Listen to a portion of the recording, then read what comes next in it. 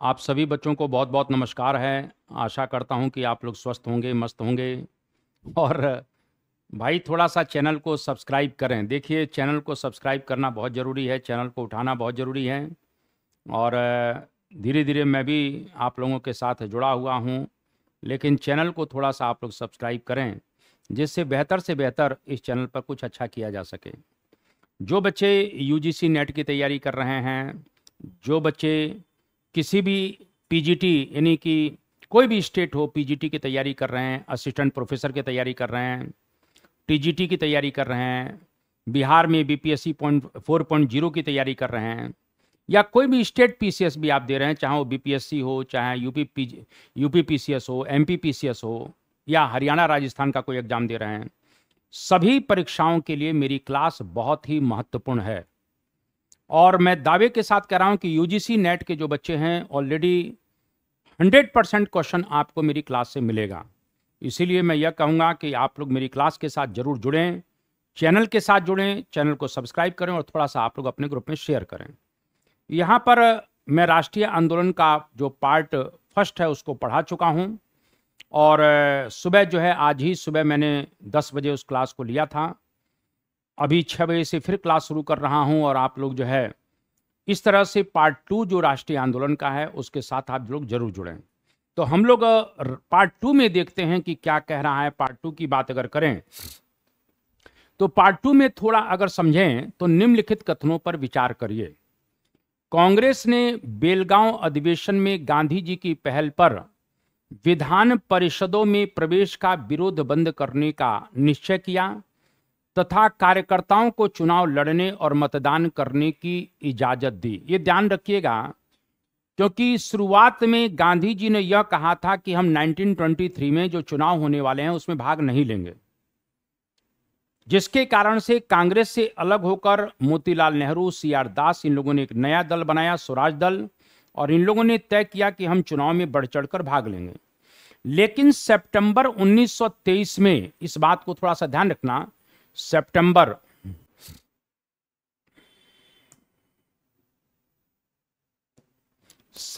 1923 में मैं ये कहना चाहता हूं, दिल्ली में एक सम्मेलन होगा, और सितंबर 1923 के जो दिल्ली का विशेष कांग्रेस अधिवेशन होता है, दिल्ली का कांग्रेस का विशेष अधिवेशन, कांग्रेस का क्या होता है, ये विशेष जो अधिवेशन हो रहा है, इस अधिवेशन में गांधी जी ने यह कहा कि भाई विधान परिषदों में मैं पहले तो विरोध कर रहा था, लेकिन अब विरोध को बंद कर दिया जाए। यानी एक तरह से चुनाव लड़ने की सहमति दे दी गई। ये बात थोड़ा सा ध्यान रखना, चुनाव में लड़ने की सहमति देगी, और साथ में कहीं न कहीं प्रवेश का विरोध बंद करने का निश्चय किया गया तथा कार्यकर्ताओं को चुनाव लड़ने और मतदान करने की इजाजत दी गई। ये बेलगांव में नहीं कहा गया है, ये दिल्ली सत्र में कहा गया है। इस बात को थोड़ा सा ध्यान रखना। तो ये क्वेश्चन गलत है। दिल्ली में कांग्रेस के विशेष अधिवेशन में घोषणा की गई कि स्वराजवादी नेता कांग्रेस के अभिन्न अंग के रूप में कांग्रेस के नेतृत्व में विधानमंडल में अपना काम करते रहेंगे। ये कांग्रेस है, ये कांग्रेस के नेतृत्व में। ये ध्यान रखिएगा, ये जो बात कही जा रही है 1924 में बेलगांव में कही जा रही है, बेलगांव अधिवेशन में कही जा रही है, जिसकी अध्यक्षता स्वयं गांधी करते हैं। और यहीं पर इस बात को ध्यान रखिएगा, गांधी दास पैक्ट पर भी पुष्टि होती है, गांधी दास पैक्ट पर भी पुष्टि की जा रही है। तो यहां पर 24 में बेलगांव अधिवेशन के अंतर्गत गांधी दास पैक्ट की प्रमुख बातों की पुष्टि की गई। इसके अंतर्गत विधानसभाओं के भीतर स्वराज पार्टी को कांग्रेस के नाम तथा अभिन्न अंग के रूप में प्रस्तुत करने की बात की गई। तो यह ध्यान रखना, यह दिल्ली में नहीं हो रहा है, ये कहां पर हो रहा है, ये बेलगांव में हो रहा है। और ये कहां पर हो रहा है, ये कुल मिला के ध्यान रखना, ये बेलगांव में हो रहा है। दोनों ही चीजों का ध्यान रखिएगा। इसमें दिल्ली लगा है, जबकि दिल्ली वाली बात कहां की जा रही है, यहां पर, और बेलगांव वाली बात कहां की जा रही है, यहां पर। यानी ये भी सही नहीं है, यानी ना तो एक सही है और ना ही दो सही है। यानी डी ऑप्शन, दोनों में बस जगह का अंतर है। बेलगांव वाली बात यहां कही जा रही है और दिल्ली वाली बात यहां कही जा रही है, बस इतना ध्यान रख लेना। यानी डी ऑप्शन सही होगा। आगे बढ़ जाते हैं। द्वितीय विश्व युद्ध के संदर्भ में कौन सा कथन सही नहीं है, कौन सा कथन सही नहीं है? द्वितीय विश्व युद्ध ने भारतीय जनता के लिए अभाव तथा अकाल की स्थितियां उत्पन्न कर दी। यह काल भारतीय पूंजीवाद के लिए ठहराव का दौर था, क्योंकि इसे कई प्रकार के युद्ध जनित सरकारी बंदिशों का सामना करना पड़ा। यहां पर बहुत अच्छा क्वेश्चन है, जरा जल्दी से बता दीजिए क्या सही होगा। आप लोग आंसर देते जाइए।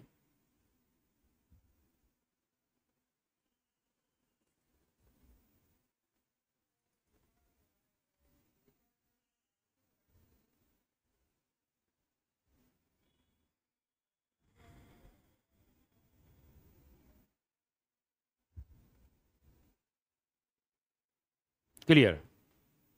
देखिए, द्वितीय विश्व युद्ध ने भारतीय जनता के लिए अभाव तथा अकाल की स्थितियां उत्पन्न कर दी।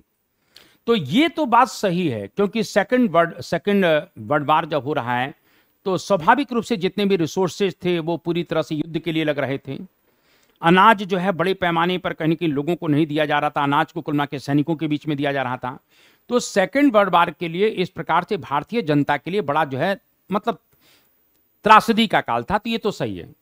यह काल भारतीय पूंजीवाद के लिए ठहराव का दौर था, क्योंकि इससे कई प्रकार की युद्ध जनित, बिल्कुल गलत बात है। भारतीय पूंजीपतियों के लिए यह काल कुल मिला के कहीं कहीं स्वर्ण काल भी कह सकते हैं। यहां बहुत ज्यादा फायदा हो रहा है, क्योंकि युद्ध का होने के कारण, सेकंड वर्ल्ड वार होने के कारण एक तरह से आयात लगभग बंद हो चुका था। यानी जब आयात बंद हो चुका तो बड़े पैमाने पर निर्यात जो करने वाले थे वो भारतीय पूंजीपति थे। यानी भारतीय पूंजीपतियों के लिए यह जो काल है वो कहीं न कहीं समृद्धि का काल है। यानी इस काल में भारतीय पूंजीवाद को विकसित हुआ और समृद्ध हुआ। यानी इस काल में जो भारतीय पूंजीवाद है वो विकसित भी हो रहा है और समृद्ध भी हो रहा है, क्योंकि बड़े पैमाने पर अब निर्यात जो किया जा रहा है वो भारतीय पूंजीपतियों के द्वारा किया जा रहा है। इसीलिए इस बात को थोड़ा सा ध्यान रखना कि कौन सा सही नहीं है। तो 2 नंबर सही नहीं है भारतीय पूंजीवाद को, क्योंकि युद्ध के कारण बाहर से चीजें आ नहीं पा रही थी। दूसरी चीज कि एक प्रकार से यहां से निर्यात बहुत बड़े पैमाने पर रहा था, क्योंकि ये युद्ध का सेंटर क्या है, यूरोप है। तो यूरोप में पूरी तरह से इंडस्ट्री भी कुल मिला के ठप हो चुकी थी, इसीलिए भारतीय पूंजीपतियों को यहां पर लाभ मिलता है। तो यहां पर बी ऑप्शन सही होगा। आगे बढ़ जाते हैं। सविनय अवज्ञा आंदोलन के दौरान सरकार एवं कांग्रेस के मध्य शांति स्थापना का कार्य किसे सौंपा गया था? सविनय अवज्ञा आंदोलन के दौरान सरकार एवं कांग्रेस के मध्य शांति स्थापना का कार्य किसे सौंपा गया था? यानी एक तरह से ध्यान रखना, सविनय अवज्ञा आंदोलन शुरू हो गया है। लंदन में पहली राउंड टेबल कॉन्फ्रेंस चल रही है।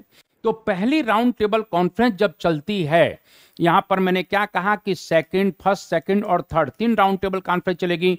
पहली में कांग्रेस ने भाग नहीं लिया, कांग्रेस ने भाग नहीं लिया है। इस बात को थोड़ा सा ध्यान रखना, कांग्रेस ने भाग नहीं लिया था। तो सेकंड राउंड टेबल कॉन्फ्रेंस की बात करते हैं। यहां पर गांधी को पहुंचाने के लिए कांग्रेस और कहीं ना कहीं एक प्रकार से जो है मतलब ये कह सकते हैं कि इरविन मतलब गांधी इरविन पैक्ट जो 5 मार्च 1931 को होने जा रहा है उसकी पृष्ठभूमि या उसकी भूमिका बांधी जाने लगी। तो ये कह रहा है सविनय अवज्ञा आंदोलन के दौरान ब्रिटिश सरकार और कांग्रेस के मध्य शांति स्थापना का कार्य किसे सौंपा गया? तो तेज बहादुर सप्रू को सौंपा जाता और एम.आर. जयकर को। यानी 1 नंबर और 3 नंबर सही होगा। ठीक है, पंडित मदन मोहन मालवीय का इसमें रोल नहीं है। यानी तेज बहादुर सप्रू और एम.आर. जयकर ने कांग्रेस की तरफ से या कांग्रेस को और कहीं की सरकार के बीच में मध्यस्थता की, जिसके फलस्वरूप 5 मार्च 1931 को गांधी इरविन पैक्ट होता है और गांधी इरविन समझौता। यानी इन्हीं दोनों के प्रयासों से 5 मार्च 1931 को गांधी इरविन पैक्ट होता है। इस बात को थोड़ा सा ध्यान रखना। और गांधी इरविन जब पैक्ट हुआ तो इसी समझौते के पश्चात अंततः Gandhi second round table conference में भाग लेने के लिए लंदन चले जाते हैं। ठीक है, तो यहां पर 1 नंबर 3 नंबर सही होगा। और आगे बढ़ जाते हैं। ब्रिटिश भारत के 7 प्रांतों में अक्टूबर 1939 में कांग्रेस मंत्रिमंडलों ने इस्तीफा दे दिया। इसके पीछे क्या कारण निहित थे? कांग्रेस कार्य समिति वायसराय लिनलिथगो से ब्रिटेन के युद्ध उद्देश्यों के विषय में संतोषजनक उत्तर प्राप्त नहीं कर सकी। लिनलिथगो ने कांग्रेस मंत्रिमंडलों से परामर्श किए बगैर भारत को युद्ध में धकेल दिया। गांधी जी भारत को युद्ध की विभीषिका से बचाना चाहते थे। यानी यह कह रहा है कि कौन से कारण निहित थे जिसके कारण से 7 प्रांतों की कांग्रेस सरकारों ने, 7 नहीं कुल मिला के 7 4 11, वैसे तो 8 प्रांतों में सरकारें बनी हैं, 8 प्रांतों में कांग्रेस ने सरकार बनाई थी, 8 प्रांतों में इस्तीफा दिया गया। तो इसमें थोड़ा सा आंसर आप बताइए क्या सही होगा।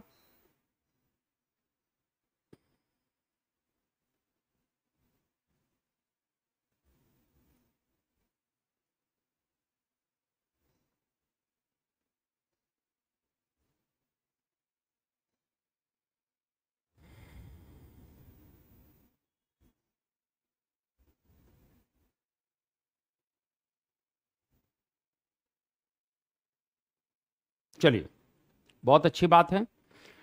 कांग्रेस, यहां पर प्रश्न को समझने का प्रयास करिए। कांग्रेस कार्य समिति वायसराय लिनलिथगो से ब्रिटेन के युद्ध उद्देश्यों के विषय में संतोषजनक उत्तर प्राप्त नहीं कर सकी थी। यह पहली बात कहता है कि क्या सही है, तो इसमें अपन को समझना है क्या सही है। लिनलिथगो ने कांग्रेस मंत्रिमंडलों से परामर्श किए बगैर भारत को युद्ध में धकेल दिया। गांधी जी भारत को युद्ध की विभीषिका से बचाना चाहते थे। ये 3 बातें हैं, जल्दी से बता दीजिए क्या सही होगा। चलिए, आप लोगों की बात में दम है।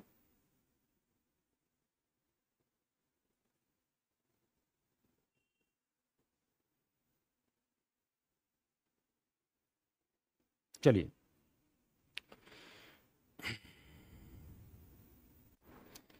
कांग्रेस कार्य समिति वायसराय लिनलिथगो से ब्रिटेन के युद्ध उद्देश्यों के विषय में संतोषजनक उत्तर प्राप्त नहीं कर सकी।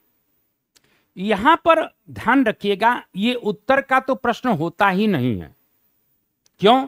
क्योंकि लिनलिथगो ने कांग्रेस मंत्रिमंडलों से परामर्श किए बगैर भारत को युद्ध में धकेल दिया। कोई परामर्श ही भारत के गवर्नर जनरल या वायसराय लिनलिथगो ने किया ही नहीं। उसने भारत को कुल मिला के कहीं एक प्रकार से युद्ध में धकेल दिया बिना मंत्रिमंडलों के परामर्श के। गांधी जी भारत को युद्ध की विभीषिका से बचाना चाहते थे, ये कोई कुल मिला के आंसर नहीं है।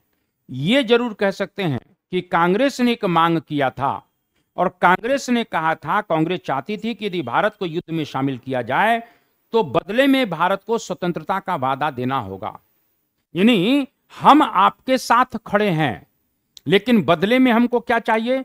बदले में आप स्वतंत्रता का वादा करिए, स्वतंत्रता का वादा करिए।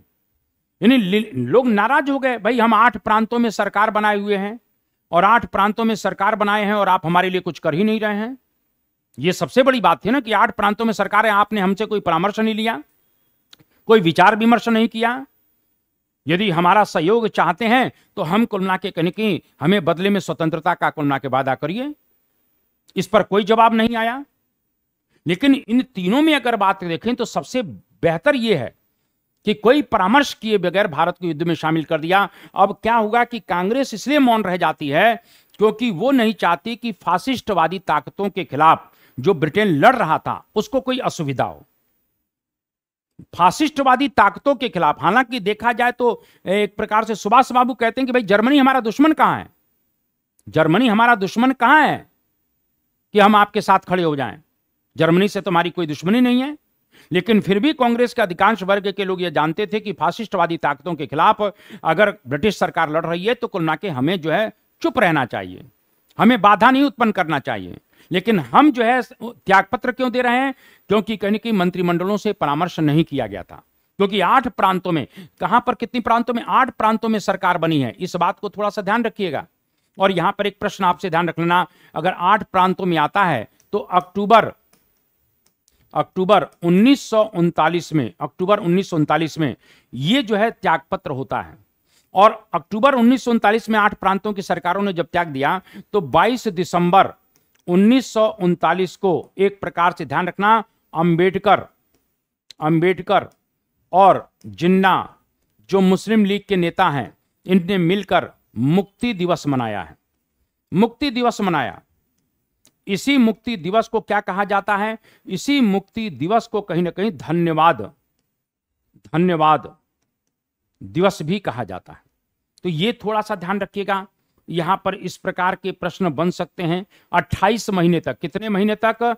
28 माह तक ये सरकारें बनी रही, ये भी प्रश्न आएगा। इन सरकारों पर, यानी कि 8 प्रांतों में जब सरकारें बन जाती हैं तो इन सरकारों पर ऑब्जर्वेशन, नियंत्रण कौन कर रहा है? यानी एक तरह से केंद्रीय पर्यवेक्षक कमेटी का भी निर्माण किया गया था। यानी प्रश्न आ सकता है इन 8 प्रांतों की, 8 प्रांत हैं, 8 प्रांतों की सरकारों का ऑब्जर्वेशन करने के लिए, पर्यवेक्षण करने के लिए केंद्र में कांग्रेस की एक कमेटी बनाई गई थी। उसमें 3 सदस्य थे। प्रश्न आता है, एक पटेल थे, दूसरे मौलाना आजाद थे और तीसरे राजेंद्र प्रसाद थे। यानी एक तरह से राजेंद्र प्रसाद, मौलाना आजाद और पटेल, इन 3 लोगों के नेतृत्व में एक केंद्रीय पर्यवेक्षण कमेटी बनती है जो नियंत्रण रखा करती थी इन 8 प्रांतों की सरकारों के ऊपर। यह भी प्रश्न आपसे बन सकता है। और आगे बढ़ जाते हैं। क्रिप्स मिशन के संदर्भ में कांग्रेस की क्या आपत्तियां थी? डोमिनियन स्टेट, प्रांतों को संघ से पृथकता का अधिकार, गवर्नर जनरल की सर्वोच्चता बनाए रखने का प्रावधान। आपत्ति क्या थी, ये थोड़ा सा बताइए कि क्या आपत्ति है, जल्दी से बताइए।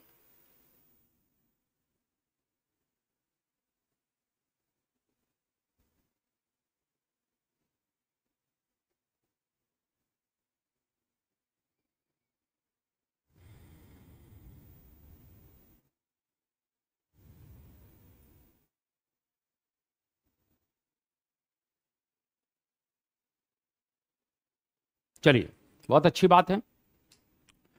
क्रिप्स मिशन के संदर्भ में कांग्रेस की क्या मांग है, ये थोड़ा सा बहुत इंपॉर्टेंट प्रश्न है।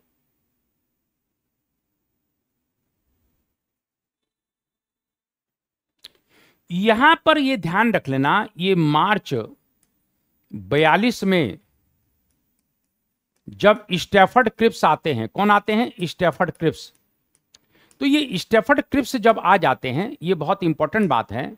तो मार्च 42 में जब स्टैफर्ड क्रिप्स आएंगे तो क्या होगा भाई? हम तो 1929 में लाहौर सेशन में हम पूर्ण स्वतंत्रता की बात कर चुके थे, यानी हम पूर्ण स्वराज की बात कर चुके थे। लेकिन आप पूर्ण स्वराज की जगह अभी भी डोमिनियन पर अटके हुए हैं। डोमिनियन यानी औपनिवेशिक स्वायत्तता के ऊपर अटके हुए हैं। यह बात ठीक है कि आपने यह कहा कि भाई एक भारतीय संघ का निर्माण किया जाएगा। यह आपने बहुत अच्छी बात कहा है कि एक अखिल भारतीय संघ का निर्माण किया जाना चाहिए। लेकिन आपने जब संघ की बात की तो संघ में क्या कहा कि जो भी प्रांत उस संघ से साथ नहीं रहना चाहता है वो अपना अलग प्रांत, वो प्रांत उस संघ से अलग हो जाएगा और उसे अपना संविधान बनाने का भी अलग अधिकार होगा। यानी एक प्रकार से अगर देखा जाए तो प्रांतों को संघ से पृथकता का सिद्धांत देकर आपने अप्रत्यक्ष रूप से पाकिस्तान की मांग का समर्थन कर दिया।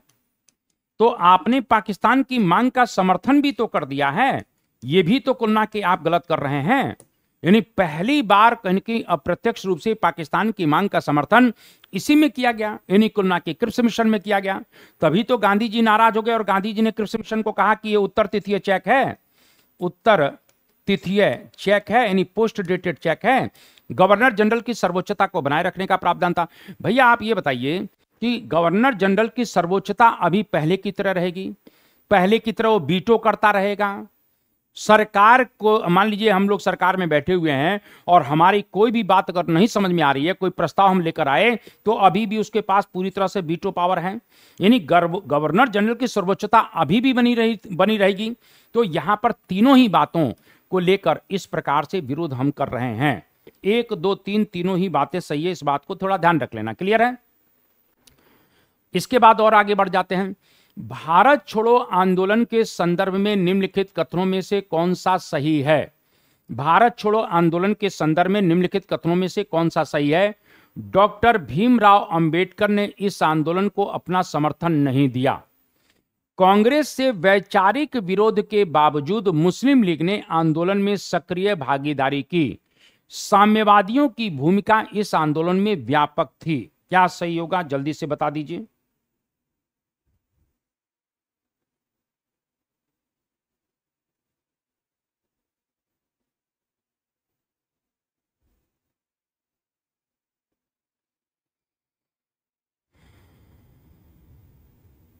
चलिए, डॉक्टर अंबेडकर ने इस आंदोलन को अपना समर्थन नहीं दिया। यानी डॉक्टर अंबेडकर क्या कर रहे हैं, इस आंदोलन को क्या कह रहा है, कौन सा सही है, तो अंबेडकर ने इस आंदोलन को समर्थन नहीं दिया है।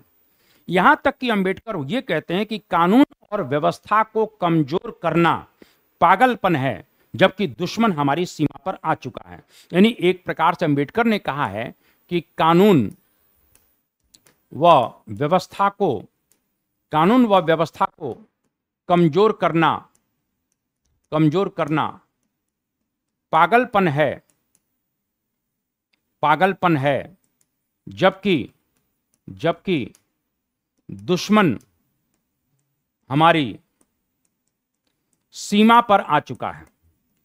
हमारी सीमा पर आ चुका है। यानी ये एक प्रकार से वो कहते हैं कि कानून और व्यवस्था को कमजोर करना बहुत बड़ा पागलपन है, जबकि दुश्मन हमारी सीमा पर आ चुका है। यानी एक तरह से अंबेडकर ने इस आंदोलन को समर्थन नहीं दिया है। दूसरा, कांग्रेस से वैचारिक मतभेद के बावजूद मुस्लिम लीग ने इस आंदोलन में सक्रिय भागीदारी निभाई। बिल्कुल गलत बात है, मुस्लिम लीग भी इस आंदोलन से अलग रहा। तीसरी बात, साम्यवादियों की भूमिका बिल्कुल कहीं ना ध्यान रखना, इस आंदोलन में कोई व्यापक नहीं थी।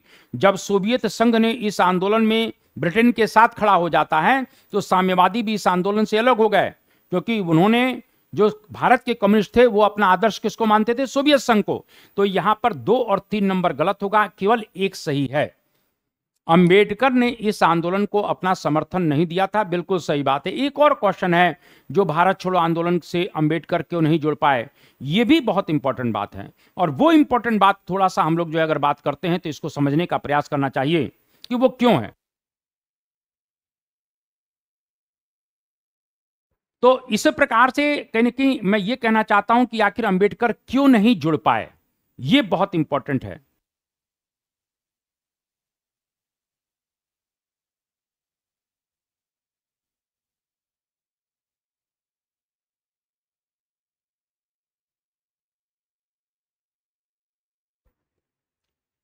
तो इसलिए मैं ये कहना चाहता हूं कि प्रश्न बहुत बड़ा इंपॉर्टेंट है कि आखिर अंबेडकर कुल ना के कहीं ना कहीं भारत छोड़ो आंदोलन से अलग क्यों हो गए। एक बहुत बड़ा कारण तो यह है कि अंबेडकर कहते हैं कि कानून और व्यवस्था को कमजोर करना यह पागलपन है, जबकि दुश्मन हमारी सीमा पर खड़ा है, यह तो ठीक है। लेकिन यहां पर एक प्रश्न और भी बनता है कि कहीं ना कहीं अंबेडकर यह कहते हैं गांधी जी से कि गांधी जी अंग्रेज ऊपर हैं, इस बात को ठीक है, अंग्रेज ऊपर हैं, और नीचे कुलना के कहीं कि जमींदार जागीरदार कुलना के जो भी लोग हैं, चाहे वो जमींदार के रूप में हो, चाहे जागीरदार के रूप में हो, चाहे नवाब के रूप में हो, चाहे महाराज के रूप में हो, चाहे जो भी सवर्ण समाज है, जो डोमिनेंट समाज है समाज का, और तीसरे नीचे पर कुलना के दलित और अछूत लोग हैं। यानी अंबेडकर यह कहते हैं कि सबसे नीचे जो दलित और अछूत वर्ग के लोग हैं, महादलित के लोग हैं, जो पिछड़े लोग हैं, वो तो ऑलरेडी गुलाम सदियों से बनकर चले आ रहे हैं।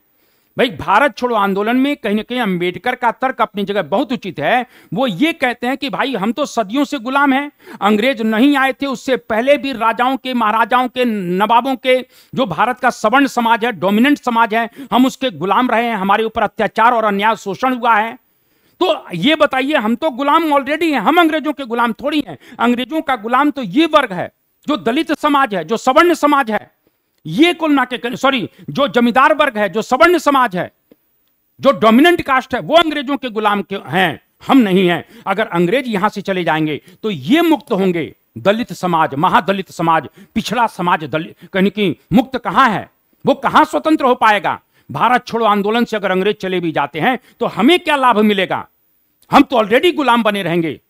गांधी जी ने कहा पहले अंग्रेजों को भगाने का प्रयास हम लोग करें, अंबेडकर ने कहा नहीं। अंबेडकर इस प्रकार से आप समझिए कि इस नीचे के तबके के लिए संघर्ष कर रहे हैं, और उनकी बात में दम भी है कि अगर अंग्रेज चले जाते हैं तो हम ऑलरेडी पहले की तरह गुलाम ही बने रहेंगे। यह मेरा कहने का मतलब, इसीलिए कुल ना के अंबेडकर भारत छोड़ो आंदोलन से अलग रहे। तो यहां पर थोड़ा सा ध्यान रखिएगा, इस तरह की चीजें आपसे बिल्कुल कहीं ना कहीं पूछी जा सकती हैं और अपने आप में ये अद्भुत भी हैं। आगे बढ़ जाते हैं। 46 में नेहरू के नेतृत्व में गठित अंतरिम सरकार में निम्नलिखित में से किन वर्गों का प्रतिनिधित्व था। यानी 46 में नेहरू के नेतृत्व में जो सरकार बन रही है उसमें किसका जो है नेतृत्व है, जल्दी से बता दीजिए, मुझे नहीं मालूम है। देखिए, इसमें अगर देखें तो एक सिख भी भाग है, एक ईसाई का भी स्थान है, यानी एक सिख भी है, एक ईसाई भी है, ये ध्यान रखिएगा। एक पारसी भी है, यानी एक पारसी भी है, 3 मुसलमान भी हैं। सभी का प्रतिनिधित्व कुल मिला के कहीं न कहीं इस अंतरिम सरकार में जो 2 सितंबर को गठित हो रही है, उसमें 3 मुसलमानों को भी स्थान दिया गया, एक सिख को भी दिया गया, एक ईसाई को भी दिया गया, एक पारसी को भी दिया गया, एक अनुसूचित जाति को भी दिया गया, 5 सवर्ण हिंदुओं को भी दिया जाता है, यानी एक अनुसूचित जाति के भी हैं और 5 सवर्ण समाज के लोग हैं। तो यहां पर अगर देखा जाए तो सभी लोगों को प्रतिनिधित्व इसमें दिया जा रहा है। सभी लोगों को इसमें क्या दिया जा रहा है? तो सभी लोगों का रिप्रेजेंटेशन इसमें देखने को मिलता है। ये अच्छा क्वेश्चन है, बराबर पूछा जाता है, इस बात को थोड़ा सा ध्यान रखिएगा। क्लियर है? और आगे बढ़ जाते हैं। निम्नलिखित को सुमेलित करने का प्रयास कीजिए, यानी फैजपुर अधिवेशन। तो फैजपुर अधिवेशन जो गांव में हुआ, अच्छी बात है। लाहौर अधिवेशन मौलिक अधिकारों की मांग कर रहा है, कराची अधिवेशन दिल्ली। अब यहां पर ध्यान रख लेना, ये जो फैजपुर अधिवेशन है, जो पहला अधिवेशन है, ये ध्यान रखना, अधिवेशन पहला अधिवेशन जो गांव में हो रहा है। किसमें हो रहा है? गांव में। यानी इस प्रकार से पहला अधिवेशन है जो गांव में हो रहा है। यह भी आपसे प्रश्न बनेगा कि ये पहला अधिवेशन है। दूसरा कह रहा है कि लाहौर अधिवेशन तो पूर्ण स्वराज की मांग हो रही है, और यहां पर हम बात कर सकते हैं कि 31 दिसंबर 1929 को इस प्रकार से रावी के तट पर, लाहौर में हो तो रावी के तट पर इनकलाब जिंदाबाद वंदे मातरम के नारों के बीच में हिंदुस्तान के स्वतंत्रता के प्रतीक तिरंगे झंडे को फहराया गया। कराची अधिवेशन में ध्यान रखना, जिसकी अध्यक्षता पटेल करते हैं, मौलिक अधिकारों की बात की जा रही है। और सबसे बड़ी बात है कि कराची अधिवेशन मौलिक अधिकारों और राष्ट्रीय आर्थिक कार्यक्रमों का दस्तावेज माना गया है। अगर यहां आ जाता है 1931 का जो कराची अधिवेशन है, वो ये ध्यान रखना, मौलिक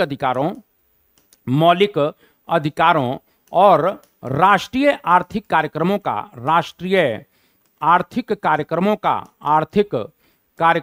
दस्तावेज माना जाता है। तो यह थोड़ा सा ध्यान रखना, यह भी आपसे प्रश्न पूछा जा सकता है। दिल्ली की बात अगर कर लेते हैं तो सबसे युवा अध्यक्ष मौलाना आजाद। अगर कभी भी प्रश्न आता है कि सबसे युवा अध्यक्ष कौन है, तो मौलाना आजाद हैं। और सबसे लंबे समय तक अध्यक्ष रहे तो भी मौलाना आजाद रहे। 1940 से लेकर 1945-46 तक मौलाना आजाद ही सबसे लंबे समय तक अध्यक्ष रहे। तो ये सबसे लंबे समय तक अध्यक्ष रहे, सबसे युवा अध्यक्ष रहे। तो इस बात को ध्यान रख लेना, ये आप लोग आराम से मिला सकते हैं। यहां पर एक प्रश्न आता है कि पहला अधिवेशन जो गांव में हो रहा है, जिसकी अध्यक्षता किसने किया था? तो जवाहरलाल नेहरू ने किया था। अब यही क्वेश्चन है कि दूसरा अधिवेशन जो गांव में हो रहा है, तो ये जो दूसरा अधिवेशन जो गांव में हो रहा है, वो हो रहा है हरिपुरा। और हरिपुरा गुजरात में है, और इसकी अध्यक्षता सुभाष चंद्र बोस करते हैं। कौन करते हैं? तो सुभाष चंद्र बोस करते हैं। यह भी प्रश्न आपसे बिल्कुल पूछा जाएगा, इस बात को ध्यान रखिएगा। और आगे बढ़ जाते हैं, थोड़ा सा और देखा जाए। 1929 में बदलती हुई राष्ट्रीय अंतर्राष्ट्रीय परिस्थितियों में गांधी जी का मानना था कि आजादी हासिल करने के लिए जन संघर्ष का दूसरा दौर शुरू करना होगा, तथापि वे जन आंदोलन हेतु अभी तैयार नहीं थे। सुनते जाइएगा। 1939 में बदलती हुई राष्ट्रीय अंतर्राष्ट्रीय परिस्थितियों में गांधी जी का मानना था कि आजादी हासिल करने के लिए जन संघर्ष का दूसरा दौर शुरू करना होगा, तथापि वे जन आंदोलन हेतु अभी तैयार नहीं थे। कांग्रेस और जनता दोनों संघर्ष के लिए अभी तैयार नहीं थे। भ्रष्टाचार तथा अनुशासनहीनता के कारण कांग्रेस संगठन की कार्यक्षमता हाशिए पर हो चुकी थी या आसुन्मुख हो चुकी थी। सरकार विश्व युद्ध के दबाव में समझौतावादी दृष्टिकोण अपनाने को तत्पर थी। ये 3 नंबर है। आप लोग जरा आंसर दीजिए। बहुत अच्छा क्वेश्चन इसमें आया है, तो आप लोग इसको आंसर थोड़ा सा दे दीजिए। बहुत अच्छा क्वेश्चन है।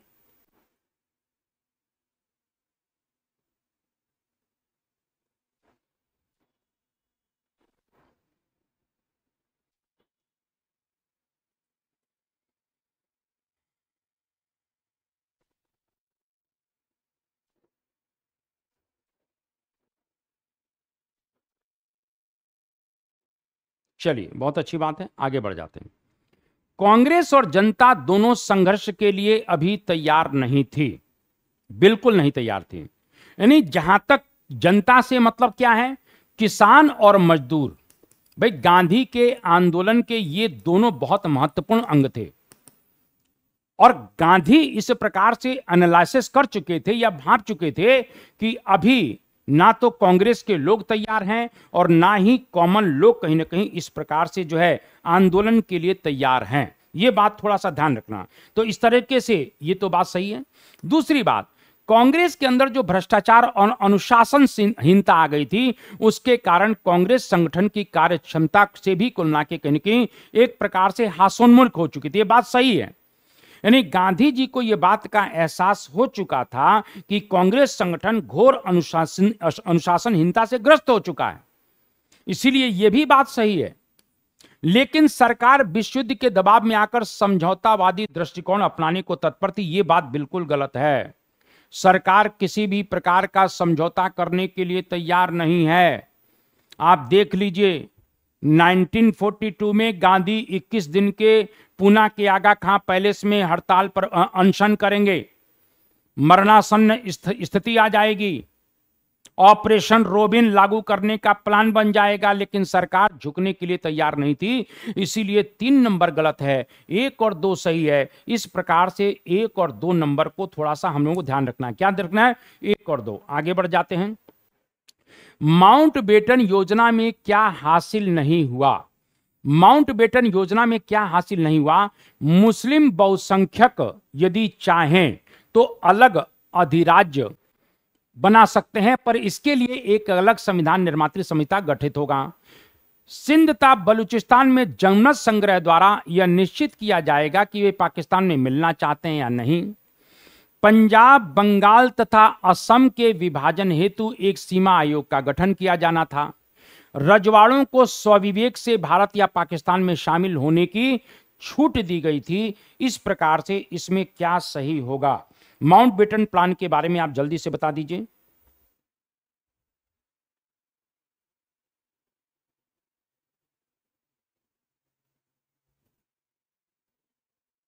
चलिए, बहुत अच्छी बात है। मुस्लिम बहुसंख्यक यदि चाहें तो अलग अधिराज्य बना सकते हैं, पर इसके लिए एक अलग संविधान निर्मात्री सभा के गठन करना होगा। पार्टीशन की बात की जा रही है कि मुस्लिम बहुसंख्यक यदि चाहें तो अलग अपना अधिराज्य बना सकते हैं। यह बात बिल्कुल सही बात है। पंजाब, बंगाल तथा असम के विभाजन हेतु एक सीमा आयोग, रेडक्लिफ कमीशन का गठन किया गया था, बिल्कुल सही बात है। रजवाड़ों को स्वविवेक था कि वो भारत और पाकिस्तान में से किसके साथ मिलना चाहते हैं, यह भी बात सही है। लेकिन सिंध तथा बलूचिस्तान में जनमत संग्रह द्वारा यह निश्चित किया जाएगा कि वे पाकिस्तान में मिलना चाहते हैं या नहीं। सिंध और बलूचिस्तान का विधानमंडल यह तय करेगा। वहां का ये विधानमंडल जो है, यानी उन प्रांतों का विधानमंडल यह तय करेगा कि पाकिस्तान में मिलना है या भारत में मिलना है। इस प्रकार से ध्यान रखिएगा। इस तरह से ये वाला गलत है, बाकी तीनों के तीनों सही हैं। देखिए, बहुत ही डेप्थ के क्वेश्चन है और मैंने क्या कहा, यूजीसी नेट में इसी प्रकार के प्रश्न आपसे बिल्कुल बराबर पूछे जाते हैं। यूजीसी नेट में इसी प्रकार के प्रश्न पूछे जाते हैं, इसीलिए आप लोग हर हालत में कुल ना कि इस तरह के प्रश्नों को लगाने की आदत डाल दीजिए। निम्नलिखित नेताओं में से किसने द्वितीय गोलमेज सम्मेलन में भाग नहीं लिया था? तो ये आप बहुत अच्छी तरह जानते हैं कि कौन भाग नहीं ले रहे हैं। सेकंड राउंड टेबल कॉन्फ्रेंस में कौन भाग नहीं ले रहा है? जल्दी से प्रश्न का जवाब देते जाइए।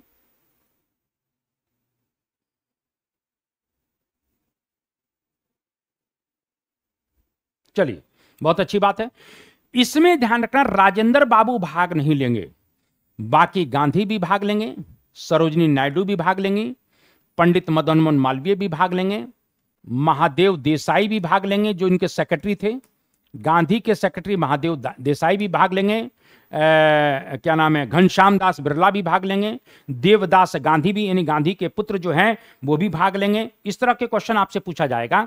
देवदास गांधी भी भाग लेंगे, देवदास गांधी भी भाग लेंगे, इसी प्रकार से कुल मिला के घनश्याम दास बिरला भी भाग लेंगे, घनश्याम दास बिरला भी भाग लेंगे। तो ये सभी लोग गांधी के साथ जाएंगे। और गांधी के साथ कौन से जहाज से जाएंगे? एसएस राजपूताना से। एसएस राजपूताना जहाज से कुल मिला के गांधी के साथ निकलेंगे ये लोग। अब यहां पर ध्यान रखना, जो सेकंड गोलमेज सम्मेलन है, जो सेकंड राउंड टेबल में भाग ले रहे हैं, ये गोलमेज सम्मेलन कहां हो रहा है? सेंट जेम्स पैलेस में। सेंट जेम्स पैलेस में हो रहा है। इस बात को थोड़ा सा ध्यान रखना, ये सेंट जेम्स पैलेस में कुल मिला के हो रहा है। और प्रश्न यहीं पर आता है कि सेंट जेम्स पैलेस की सीढ़ियां जब गांधी चढ़ रहे थे तो वहां पर एक अंग्रेज खड़ा है, फ्रैंक मोरिस। और फ्रैंक मोरिस ने ही गांधी को अर्धनंगा फकीर कहा है। क्या कहा है? अर्धनंगा फकीर कहा है। उसने यहां तक कहा है कि इस अर्धनंगे फकीर की सेंट जेम्स पैलेस की सीढ़ियों के चढ़ने का दृश्य अपने आप में अद्भुत है, अपने आप में अनोखा है। एक और क्वेश्चन पूछा जाएगा कि गांधी लंदन में कहां पर रुके हुए थे? तो गांधी लंदन में किंग्सले पैलेस में रुके हुए थे। किंग्सले पैलेस में गांधी रुके हुए हैं। यह भी प्रश्न आपसे बिल्कुल पूछा जाएगा, इस बात को ध्यान रख लेना। तो इस तरह के जो क्वेश्चन है ना, वो आप लोगों से बिल्कुल बराबर पूछा जाता है, इस बात को थोड़ा सा ध्यान रखना। क्लियर है? मेरा यह कहने का मतलब है कि कहीं ना कहीं इस प्रकार के प्रश्नों को हम लोगों को लगाते रहना चाहिए। सम्राट से मिलने के लिए भी जाएंगे, तो यहां पर कुल मिला के ब्रिटेन के सम्राट के पास भी मिलने के लिए गए, यह भी प्रश्न आपसे पूछा जा सकता है। ठीक है ना?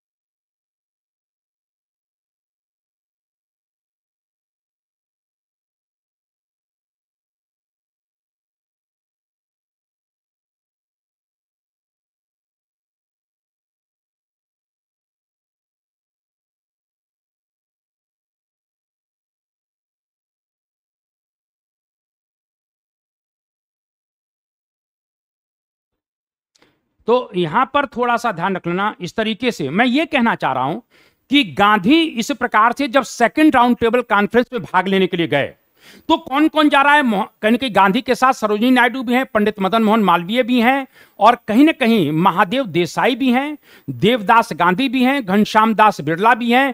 ये सब लोग कहीं ना कहीं, घनश्याम दास बिरला उस समय के बहुत बड़े उद्योगपति थे, और गांधी के साथ ये सब लोग एसएस राजपूताना जहाज से गए हैं, ये ध्यान रख लेना। और मेरा ये कहने का मतलब है कि एसएस राजपूताना जहाज से जाते हैं तो गांधी सेंट जेम्स पैलेस, क्योंकि राउंड टेबल कहां चल रही है? सेंट जेम्स पैलेस में चल रही है। और यहीं पर सेंट जेम्स पैलेस की सीढ़ियां जब गांधी चढ़ रहे थे तो वहीं पर फ्रैंक मोरिस खड़ा है, और फ्रैंक मोरिस कहीं न कहीं कहता है इस अर्धनंगे फकीर, यानी गांधी के विषय में कहते हैं, इस अर्धनंगे फकीर की सेंट जेम्स पैलेस की सीढ़ियां चढ़ने का दृश्य अपने आप में अद्भुत है, अपने आप में अनोखा है।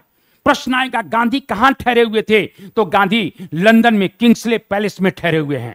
गांधी का बड़ा नौता आता है यहां पर, कुल मिला के ध्यान रख लेना।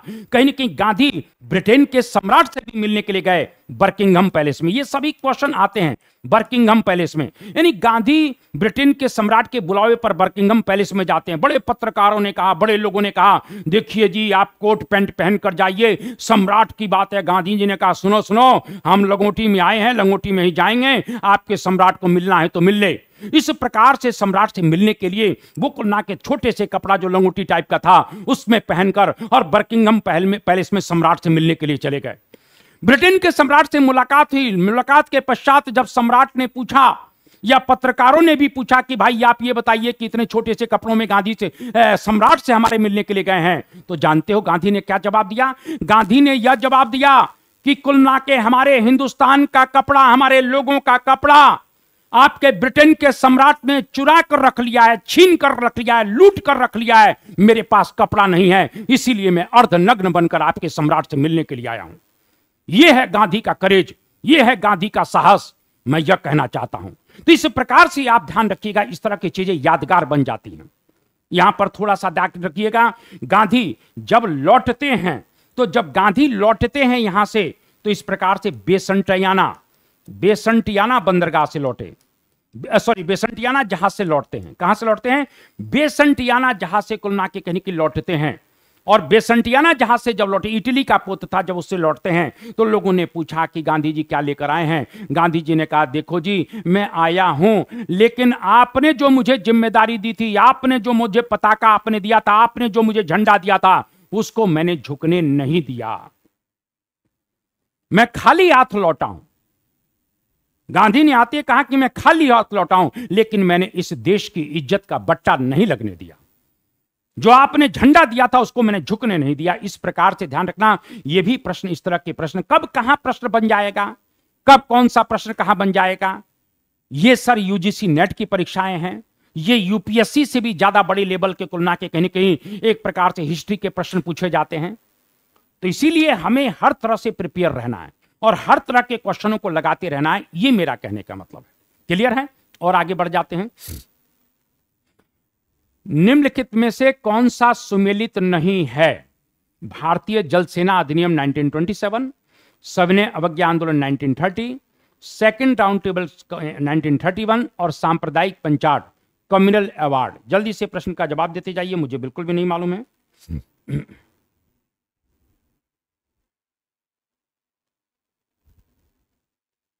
चलिए, तो देखिए, भारतीय जल सेना अधिनियम कुल मिला के 1927, ये तो सही है। गांधी जी सविनय अवज्ञा आंदोलन भी चला रहे हैं 1930 में, और यह ध्यान रखना 6 अप्रैल 1930 को गांधी दांडी से इस प्रकार से अपने सविनय अवज्ञा आंदोलन की शुरुआत करते हैं। यह प्रश्न कई बार पूछा गया है। अब यहां पर ध्यान रखिएगा, सेकंड राउंड टेबल कॉन्फ्रेंस जो गोलमेज सम्मेलन है वो कुल मिला के कहीं कि सितंबर 31 में हो रहा है, ये भी सही है। लेकिन जो कम्युनल अवार्ड सांप्रदायिक पंचायत की घोषणा जो ब्रिटेन का प्रधानमंत्री रैमजे मैकडोनाल्ड कर रहा है, रैमजे मैकडोनाल्ड, ये जो रैमजे मैकडोनाल्ड कुल मिला के कहीं कि सांप्रदायिक पंचायत की घोषणा करता है, ये 16 अगस्त 1932 को कर रहा है। 16 अगस्त 1932 को करता है, इसीलिए ये वाला ऑप्शन गलत है। बाकी तीनों के तीनों ऑप्शन सही हैं, इस बात को ध्यान रखिएगा। क्लियर है मेरी बातें? चलिए और आगे बढ़ जाते हैं।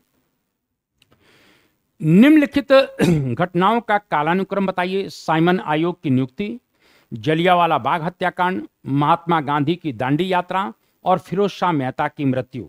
तो यहां पर प्रश्न का जवाब बहुत अच्छी बात है, जल्दी से बता दीजिए।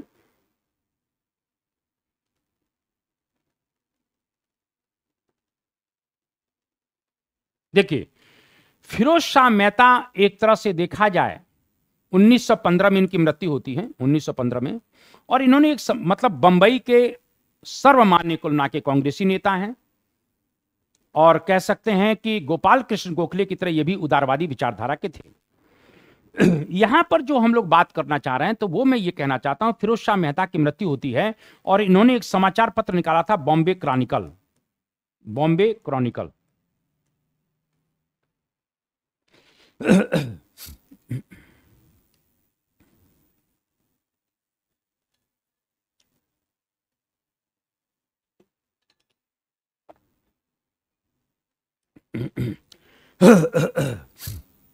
इन्होंने क्या निकाला था? बॉम्बे क्रॉनिकल। जलियांवाला बाग हत्याकांड जो हो रहा है वो आप अच्छी तरह जानते हैं, 13 अप्रैल 1919 को हो रहा है। देखिए, सभी चीजों को मिला के हम लोगों को ध्यान रखना है, नहीं तो गड़बड़ा जाएगा काम। तो यहां पर 13 अप्रैल 1919 हो रहा है। साइमन आयोग की नियुक्ति जो हो रही है 1927 में हो रही है।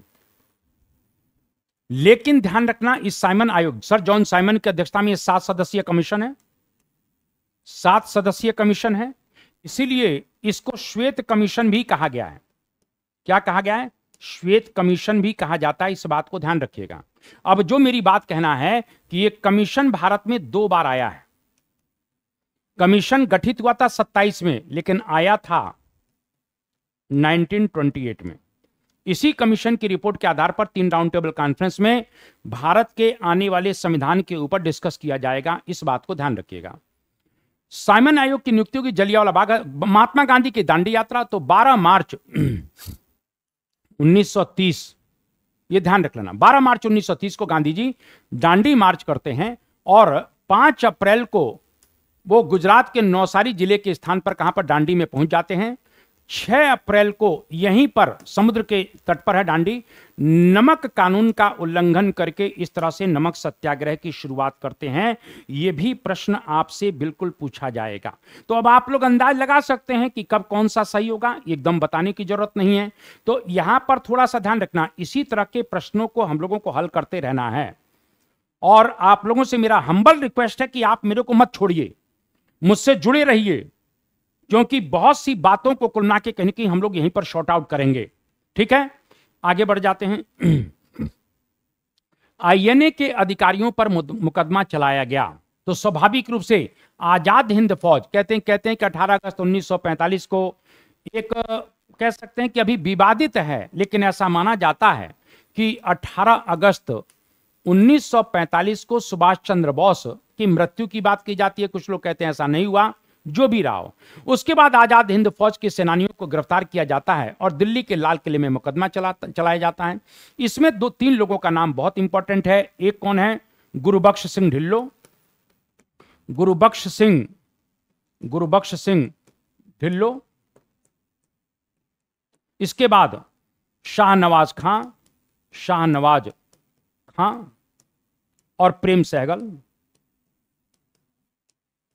यानी गुरुबख्श सिंह ढिल्लो, कुलना के कहीं प्रेम सिंह सहगल, और इस तरह के इन सभी लोगों के ऊपर दिल्ली के लाल किले में मुकदमा चलने जा रहा है। क्लियर है मेरी बातें?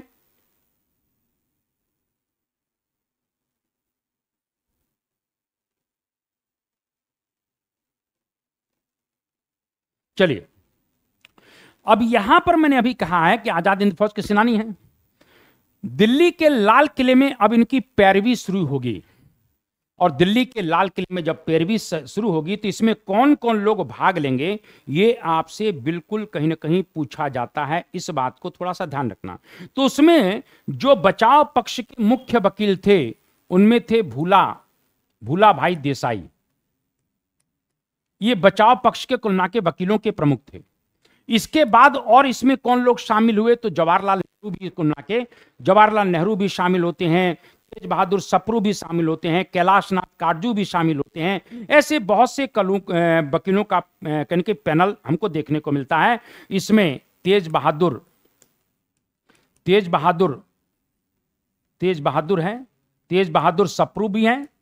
इसी प्रकार से कैलाश नाथ काटजू भी हैं, कैलाश नाथ काटजू भी हैं। इसी प्रकार से कहीं न कहीं और कौन है, जवाहरलाल नेहरू भी हैं। ऐसे, लेकिन बचाव पक्ष के मुख्य वकील कौन थे, तो भूला भाई देसाई थे। ठीक है ना। मृत्युदंड दिया गया, लेकिन जब कोर्ट ने मृत्युदंड दे दिया तो आपको बताना चाहता हूं कि सरकार के ऊपर इतना दबाव आम जनमानस का बना कि लॉर्ड वेवेल ने अपने विशेषाधिकारों का प्रयोग करके इन तीनों को बरी कर दिया। लॉर्ड वेवेल ने अपने विशेषाधिकारों का प्रयोग करके इन तीनों को बरी कर दिया है। तो इस तरह के प्रश्न भी आपसे बिल्कुल पूछा जाएगा, ध्यान रख लेना। तो इसमें ए ऑप्शन है। और आगे बढ़ जाते हैं।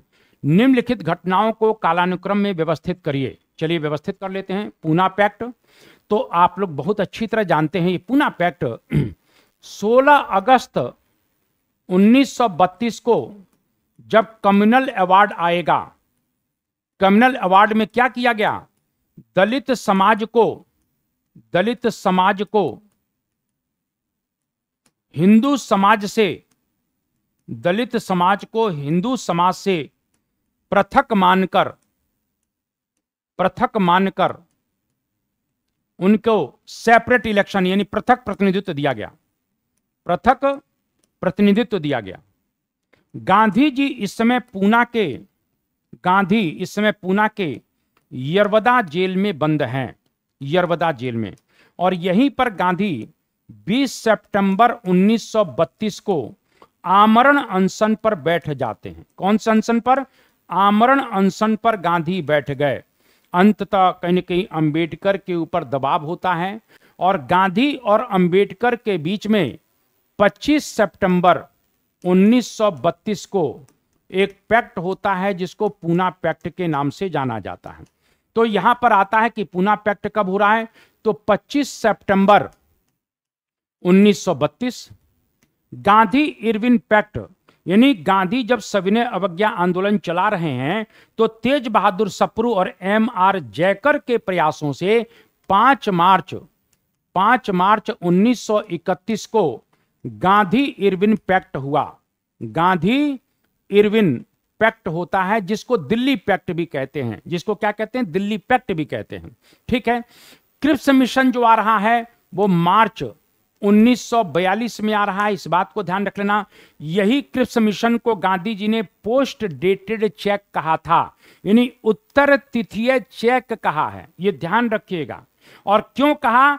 क्योंकि इसमें एक प्रकार से देखा, गांधी ने यहां तक कहा था कि इस मिशन को अगर स्वीकार कर लेते हैं, इसकी बातों को स्वीकार कर लेते हैं, तो इस देश में अखंड कहने के पाकिस्तान बन जाएंगे। क्यों बन जाएंगे? क्योंकि इसमें कहा गया कि संघ से जो भी प्रांत अलग होना चाहता है वो अलग हो सकता है और वो अपना अलग संविधान बना सकता है, यानी अप्रत्यक्ष रूप से पाकिस्तान की मांग का समर्थन इसमें किया गया।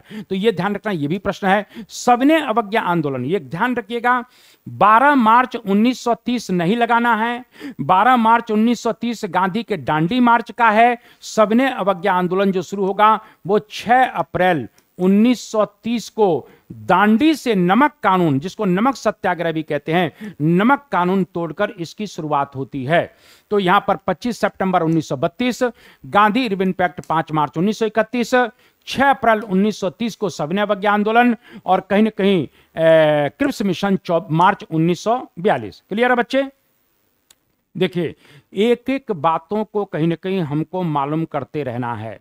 अगर हम ये चीजें नहीं मालूम कर पाएंगे बाबू, तो ये बात मानकर चलिएगा कि बहुत सी चीजें हमारे हाथ से निकल जाएंगी। और कहते हैं ना कि आगे दिन पाछे गए हर से किया ना हेत, आगे दिन पाछे गए हर से किया ना हेत, अब पछताए का होत है जब चिड़िया चुग गई खेत। इसीलिए आप लोगों को पूरी ताकत के साथ, पूरी शक्ति के साथ अपने लक्ष्य का पीछा करना है, ये मेरा मानना है। आगे बढ़ जाते हैं।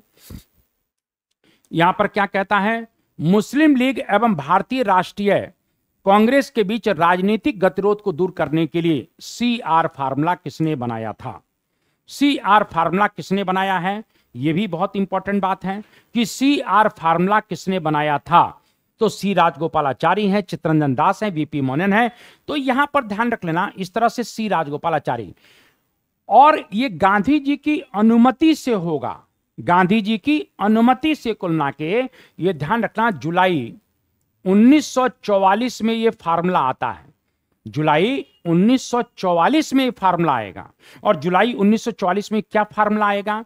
इसमें यह कहा गया मुस्लिम लीग से, यानी जिन्ना से, कि जिन्ना भाई आप कांग्रेस के साथ राष्ट्रीय आंदोलन में भाग लीजिए, आप कांग्रेस के साथ राष्ट्रीय आंदोलन में भाग लीजिए, हम दोनों लोग मिलकर लड़ेंगे, यानी कांग्रेस और मुस्लिम लीग।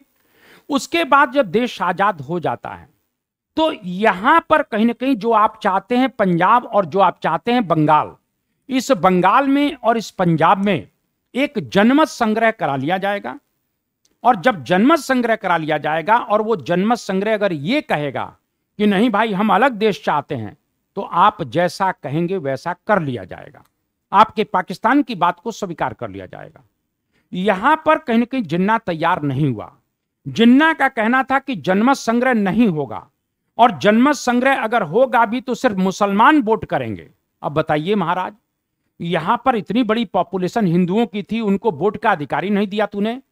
मतलब आप यह बताइए, वो कह रहा है उनको वोट का अधिकार नहीं दिया जाएगा। अगर जनमत संग्रह वैसे तो होना नहीं चाहिए, अगर होगा भी तो कहीं ना कहीं हिंदू वोट नहीं डालेंगे, तब हिंदू कहां जाएंगे? तो मेरा कहने का मतलब है, इस तरीके से जो C राजगोपालाचारी, कहीं प्रश्न आ जाता है कि भारत के इतिहास में पहली बार राष्ट्रीय आंदोलन में विभाजन के लिए कौन सा प्रस्ताव आया था, तो उसको CR फार्मूला कहते हैं। लेकिन जिन्ना के कारण यह फार्मूला लागू नहीं हो पाया। यहां तक कि गांधी जी ने जिन्ना को मनाने के लिए कायदे आजम भी उसको कहा है। क्या कहा है? इसको कायदे आजम तक कहा। कायदे आजम का मतलब है महान नेता। ये जिन्ना को किसने कहा था? जिन्ना को गांधी जी ने कहा है। गांधी जी ने कुल ना के कहा कि कुल ना के तुम कायदे आजम हो, लेकिन जिन्ना किसी भी तरह से मानने के लिए तैयार नहीं था। क्लियर है? चलिए और आगे बढ़ जाते हैं। इसके बाद और आगे बढ़ जाते हैं। निम्नलिखित घटनाओं को कालानुक्रम में व्यवस्थित कीजिए। तो निम्नलिखित घटनाओं का कालक्रम क्या है? हंटर आयोग है, सैडलर आयोग है, वुड डिस्पैच है, सार्जेंट योजना है। जल्दी से प्रश्न का जवाब देते जाइए। आप लोग बहुत सही आंसर दे रहे हैं। आप लोग प्लीज थोड़ा सा आंसर देंगे तो मुझे भी बहुत अच्छा लगेगा। बहुत अच्छी बात है। देखिए, ये हंटर कमीशन की बात अगर कर लेते हैं तो ये 1882 में ये रिपन के द्वारा लाया जाएगा। और रिपन कहता है इस हंटर कमीशन में कि भाई प्राथमिक शिक्षा पर ही आपको अपनी बात कहना है। रिपन कहता है कि अगर भारत की प्राइमरी एजुकेशन को अगर हमने ठीक कर लिया तो ईमान कर लेना सब कुछ ठीक हो जाएगा। इसीलिए भारत की प्राइमरी एजुकेशन पर आपको रिपोर्ट देना है। यह कहीं ना कहीं कौन कहता है? कहीं ना कहीं रिपन कहता है हंटर को। इन्हें प्राथमिक प्लस माध्यमिक पर इसने अपनी रिपोर्ट दिया है।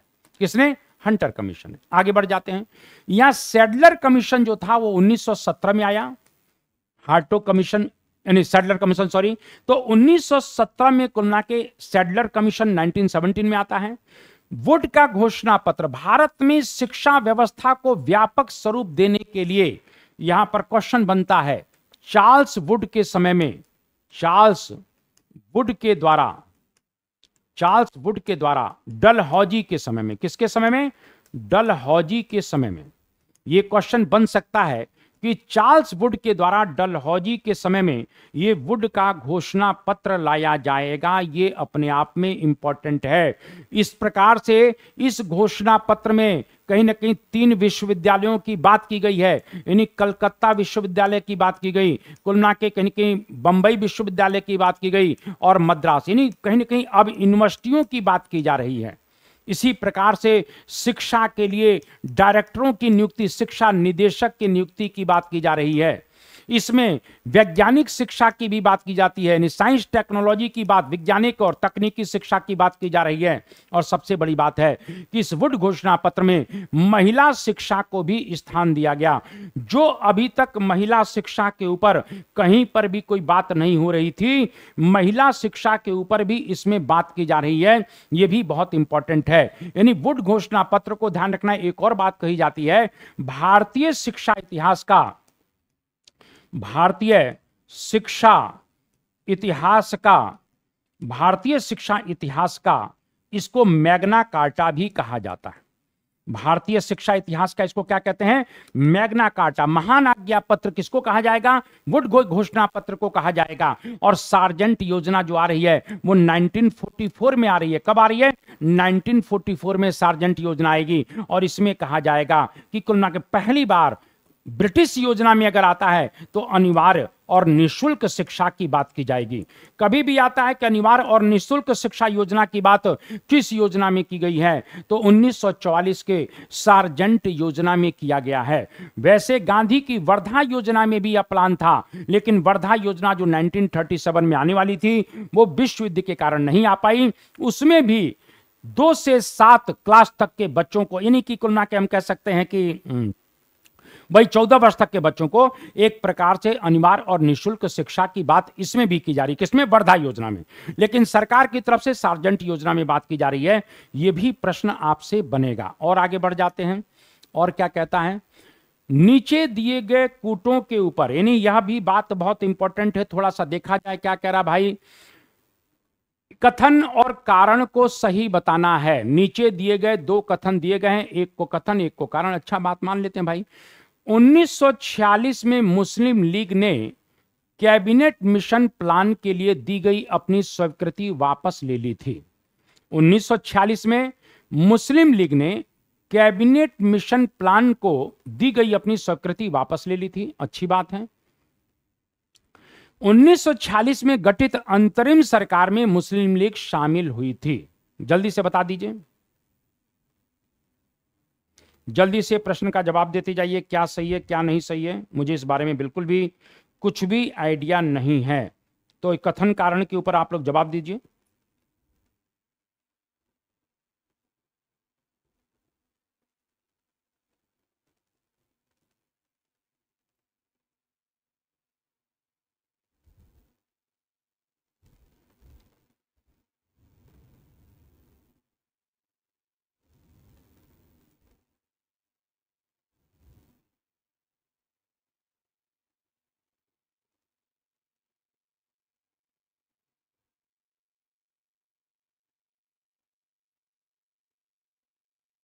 चलिए, बहुत अच्छी बात है। 1946 में मुस्लिम लीग ने कैबिनेट मिशन प्लान के लिए दी गई अपनी स्वीकृति वापस ले ली थी, ये कह रहा है। ये बात बिल्कुल सही है। मार्च 46 में 24 मार्च 46 को कैबिनेट मिशन आया, और इस बात को ध्यान रख लेना कि 6 जून 1946 को मुस्लिम लीग ने कैबिनेट मिशन प्लान को स्वीकार किया। कैबिनेट मिशन प्लान को स्वीकार कर लिया है, यानी इस प्लान को स्वीकार कर लिया। ठीक, अभी हम स्वीकार करते हैं। लेकिन कैबिनेट मिशन प्लान के बाद जब चुनाव हुए, तो इन चुनाव में जो 214 सामान्य सीटें थीं, इन सामान्य सीटों पर 208 में कांग्रेस को विजय मिली, और मुस्लिम लीग के खाते में जो 78 सीटें थीं मुसलमानों के लिए, उसमें 73 कुल मिला के कहीं न कहीं एक प्रकार से मुस्लिम लीग को मिली। यानी जो 78 मुसलमानों को धर्म के आधार पर रिजर्व थी, उसमें 73 सीटें मुस्लिम लीग को मिलती है, और सामान्य सीटों पर कांग्रेस को 208 सीटें मिलती हैं। जिन्ना घबरा गया। जिन्ना को लगा बाप रे बाप, मैं तो 25% सीट भी नहीं पा पाया, यानी कांग्रेस की तुलना में मैं 25% भी सीट नहीं पा पाया। तब क्या होगा? जुलाई 46 को, यानी पहले स्वीकार किया था जून में, चुनाव के बाद जुलाई 1946 को जिन्ना ने कैबिनेट मिशन को अस्वीकार कर दिया। उसने कहा भैया हम कैबिनेट मिशन में भाग नहीं लेंगे। तो यह बात तो सही है, पहले स्वीकार किया, चुनाव में भाग हुआ, अपनी दुर्दशा देखी इनकी तुलना में, तब उसने कैबिनेट मिशन प्लान को अस्वीकार कर दिया। तो एक बात तो सही है। कारण क्या है? गठित अंतरिम सरकार में मुस्लिम लीग शामिल हुई। ध्यान रखना, कारण यह नहीं है, कारण यह है, यानी आपने अस्वीकार इसलिए नहीं किया कि आप शामिल हों, आपने अस्वीकार इसलिए किया कि 208 की तुलना में 73 सीटें बहुत कम थी, इस कारण से आपने अस्वीकार किया। नहीं कि कथन तो सही है, लेकिन उसके लिए कारण सही नहीं है। कारण भी सही है, लेकिन इसका कारण नहीं है।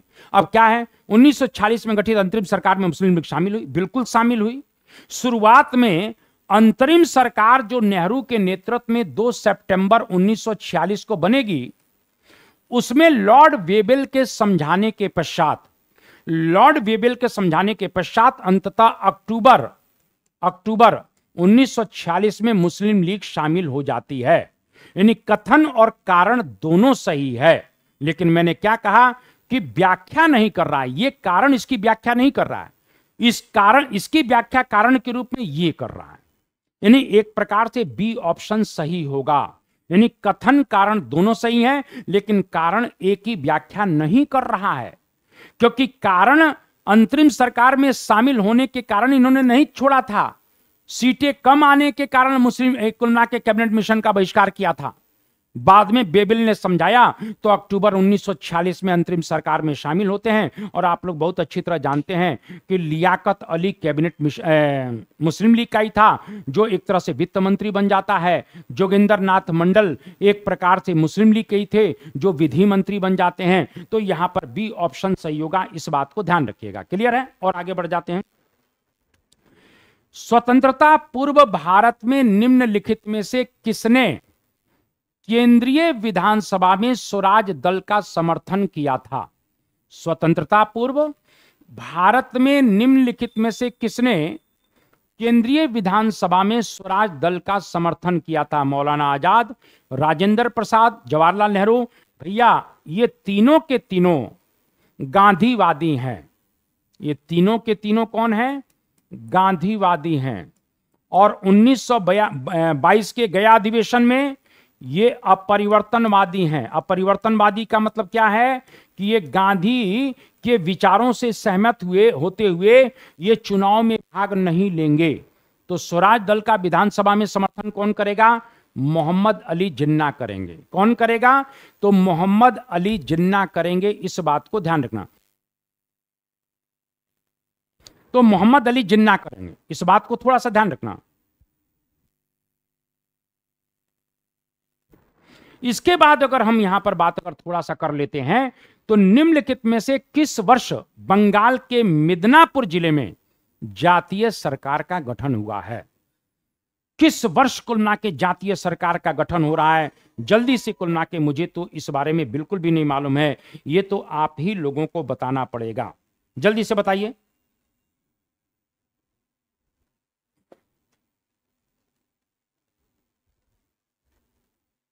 चलिए, यहां पर ध्यान रख लेना कि 8 अगस्त 1942 को बंबई के ग्वालिया टैंक मैदान में जब भारत छोड़ो प्रस्ताव पारित हुआ, भारत छोड़ो प्रस्ताव पारित हुआ, तो ऑपरेशन जीरो ओवर के तहत, ऑपरेशन जीरो ओवर के तहत, ऑपरेशन जीरो ओवर के तहत सभी लोगों को गिरफ्तार किया गया, टॉप क्लास के जो लीडर थे, चाहे वो गांधी हो जिनको पूना के आगा खान पैलेस में रखा जाएगा। तो जब सभी लोगों को गिरफ्तार किया गया तो अंततः जो कांग्रेस के दूसरी पंक्ति के नेता थे, जो समाजवादी नेता थे, चाहे वो जयप्रकाश नारायण के रूप में हो, अच्युत पटवर्धन के रूप में हो, मीनू मसानी के रूप में हो, उषा मेहता के रूप में हो, अरुणा असफ अली के रूप में हो, बिजू पटनायक के रूप में हो, राम मनोहर लोहिया के नेतृत्व में, ये सब लोग कुल मिला के इसमें भाग लेंगे और अंततः कुल मिला के 3 जगह समानांतर सरकारें बनती हैं। ये 1942 की बात मैं कर रहा हूं।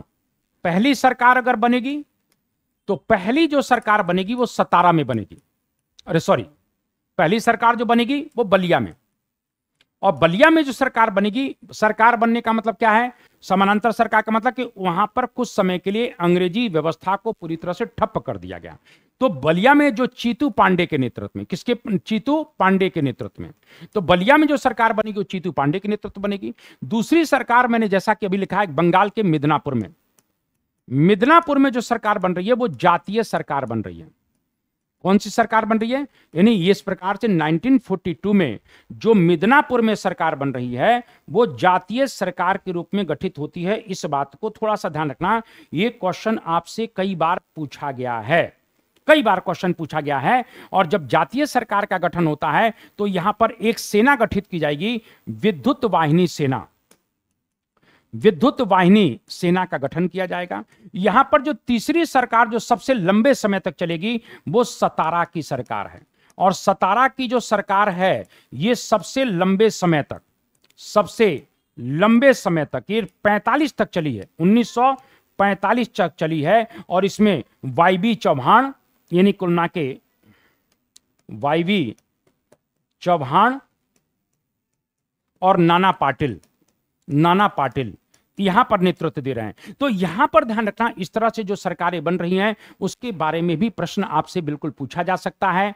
मेरा सेशन कैसा लगा जरूर आप लोग लिखा करें। और आप लोगों से एक बहुत बड़ी रिक्वेस्ट है बाबू कि मैं तुल गया हूं इस पर काम करने के लिए चैनल पर, इसीलिए आप लोग इस इवेंट को ज्यादा से ज्यादा शेयर करें, लाइक करें, चैनल को दबाकर सब्सक्राइब करें। और मैंने क्या कहा, जो भी बच्चे यूजीसी नेट की तैयारी कर रहे हैं उनके लिए मेरा चैनल, मेरी क्लास वरदान है।